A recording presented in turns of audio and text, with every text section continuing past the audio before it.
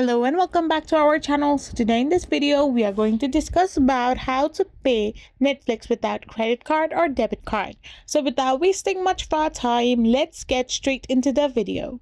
So Netflix is a streaming platform where you need to purchase plans or subscriptions to watch different kind of series, and the most common way and most widely available method to pay for Netflix without a credit or debit card is by using a Netflix gift card.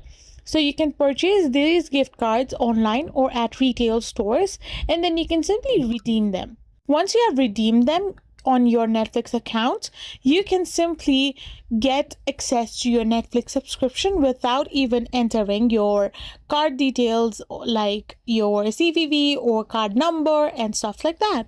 Or you can also pay with the help of mobile bill and Bitnob virtual card. I hope you found this video helpful, so don't forget to hit that subscribe button and do give us a thumbs up. We will be back again with more informative videos. Thank you for watching.